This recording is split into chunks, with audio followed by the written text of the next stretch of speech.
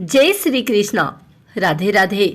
आइए सुनते हैं चींटी और कबूतर की एक सच्ची कहानी। एक समय की बात है, एक जंगल में एक चींटी तालाब की खोज नहीं कर उधर भटक रही थी। जैसे ही चींटी पानी के लिए इधर उधर भटक रही थी, जंगल में बहुत ज़्यादा पानी ढूंढने के बाद एक झील दिखाई दिया। चींटी ने सोचा कि चलो आज इस झील में जमकर पानी पी लूंगी और अपने दोस्तों को भी बताऊंगी कि इस झील में सभी लोग पानी पीकर आ जाएं। चींटी तो एक छोटा जानवर होता है, वह डायरेक्ट पानी नहीं पी सकती है। इसी कारण से वह पानी पीने के लिए एक पत्थर पर चढ़ जाती है। जैसे वह पत्थर पर चढ़ती है और पानी पीने के लिए अपना सिर झुकाती है, वैसे ही किसी कारणवश चींटी पानी में गिर जाती है और वह पानी में तैरने लगती है कि बचाने के लिए आवाज़ लगाती रहती है। चींटी कहती है कि मैं डूब गई, मैं डूब गई, कोई मेरी आवाज़ सुन रहा है तो कृपया मुझे बचाए, इस झील से निकाले। वह जैसे जैसे पानी में तैर रही थी, उसी वैसे उनकी हालत खराब होती नजर आ रही थी। किंतु चींटी एक बहुत छोटा जानवर है और उन्हें तैरकर किनारे आने में बहुत ज़्यादा समय लग जाएगा। ज़्यादा समय लगने के कारण चींटी ज़्यादा भीग जाएगी और फिर वह नदी में समा जाएगी। यही कारण था कि चींटी जोर जोर से चिल्लाने लगी थी, कोई मुझे बचाओ, कोई मुझे बचाओ। वहीं बगल के एक पेड़ में एक कबूतर बैठा था। कबूतर ने जैसे ही चींटी की आवाज़ सुनी तो उनका मामला समझ में आ गया। पेड़ पर बैठे कबूतर को नदी में डूबी चींटी को देखकर उसका मामला समझ में आ गया। कबूतर ने सोचा कि यह छोटी सी बहुत ज़्यादा मुसीबत में है, इसको बचाने का कोई तरकीब सोचा जाए। फौरन कबूतर ने पेड़ पर से एक पत्ता तोड़ा और फौरन जाकर नदी में फेंक दिया, जहाँ चींटी पानी पर तैर रही थी।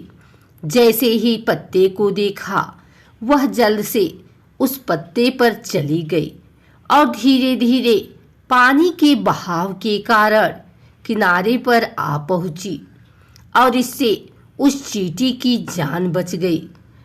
जैसे ही चींटी बाहर निकली, उसने कबूतर को धन्यवाद कहा और कहा कि अगर आपकी ज़िंदगी में कभी मेरी ज़रूरत पड़े तो आप बेझिझक मुझे याद कर लेना, मैं हमेशा आपकी मदद करने के लिए तैयार रहूँगी।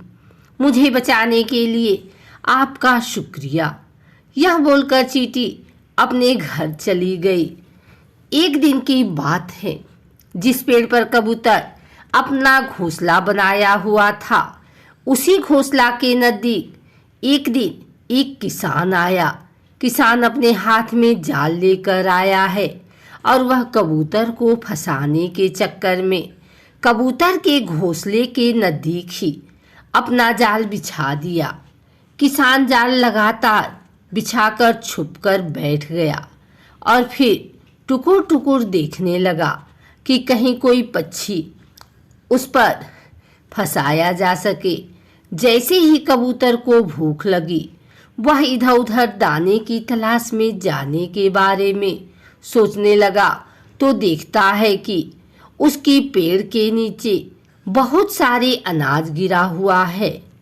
यह देखकर कबूतर जल्दी से नीचे गया और जाल पर पड़े दानों को चुन चुन कर खाने लगा। कुछ ही देर बाद कबूतर जाल में फंस गया। यह देखकर वह किसान जो जाल लगाया था, वह धीरे धीरे कबूतर के पास आया और जाल को लेकर जाने लगता है। जैसे ही कबूतर को खतरा होने का एहसास होता है और उन्हें पता चलता है कि वह किसी जाल में फंस गया है, तो कबूतर जोर जोर से चिल्लाने लगा कि कोई मुझे बचाओ, कोई मुझे बचाओ। लेकिन कबूतर की वहां कोई आवाज सुनने वाला नहीं था।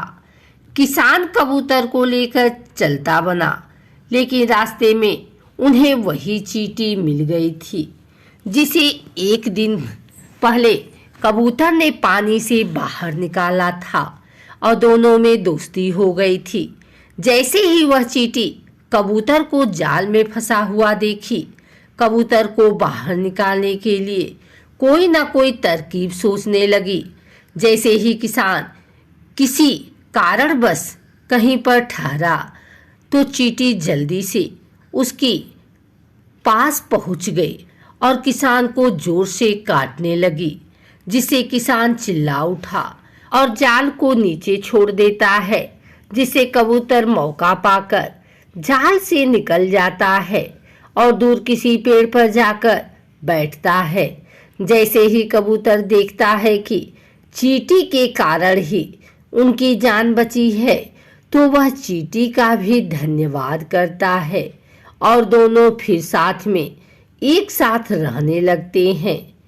इस कहानी में सीख में यह मिला कि हमें सभी की मदद करनी चाहिए, क्योंकि कोई छोटा नहीं होता।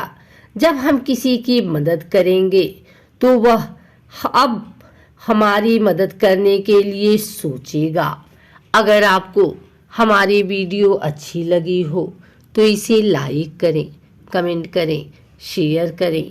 हमारे चैनल को सब्सक्राइब करके बेल नोटिफिकेशन ऑल पर सेट कर लें, ताकि आगे आने वाली वीडियो सबसे पहले आप तक पहुंच सके।